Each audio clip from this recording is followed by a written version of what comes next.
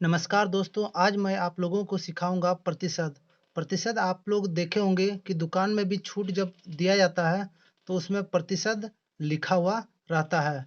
तो आइए आज हम लोग सीखते हैं प्रतिशत। तो प्रतिशत निकालना एकदम आसान है।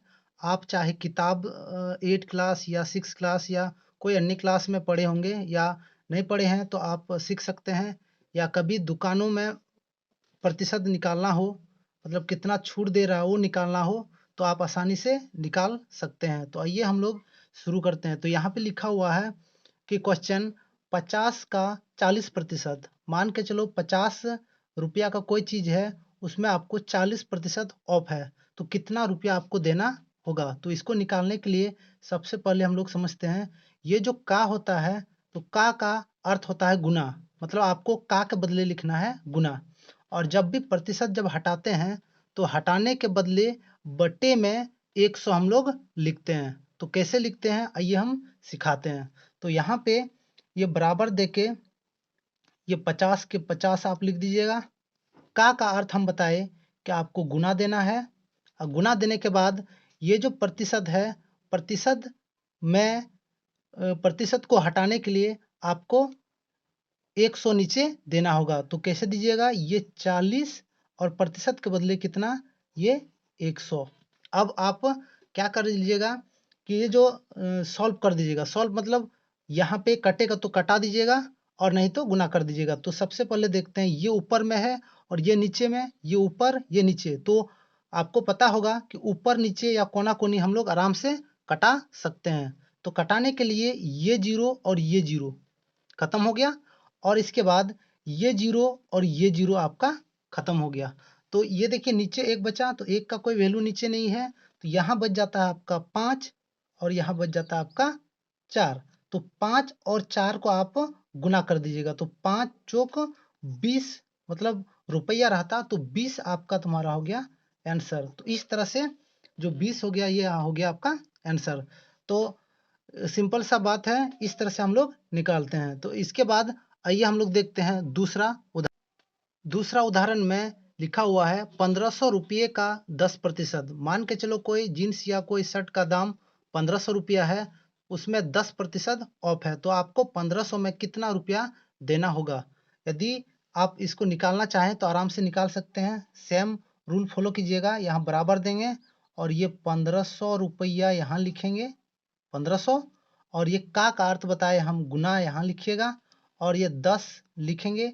इसके बाद प्रतिशत को हटाने के लिए आपको 100 देना होगा, और यहाँ पे कटा देना है। तो ये जीरो खत्म, और ये जीरो खत्म, मतलब आपका हो गया 150 रुपया। कहने का अर्थ है 1500 का जो 10% हुआ वो आपका 150 रुपया। तो आपको देना कितना होगा कि 1500 में आप लेस कर घटा दीजिएगा 150 रुपया। तो यहाँ जीरो, यहाँ से पेंचा लीजिएगा, घटा रहे हैं। इसके बाद यहाँ आपका बचेगा 5, यहाँ 4 है, यहाँ बचेगा 3 और यहाँ 1, मतलब आपको टोटल देना होगा 1350 रुपया। तो इस तरह से हम लोग परसेंटेज निकालते हैं। आइए हम लोग तीसरा उदाहरण भी देखते हैं। तीसरा उदाहरण में यहाँ लिखा हुआ है कि 12,000 का 2%। मान के चलो कि 12,000 कोई वस्तु का दाम है और उसमें से 2% ऑफ है, तो आपको कितना देना होगा।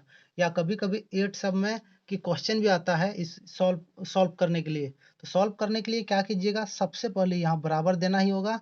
आपको यहाँ 12,000 लिखना होगा, और ये का मतलब आपको लिखना गुना, और ऊपर में लिखना 2, और प्रतिशत को हटाने के लिए यहाँ लिखना आपको 100।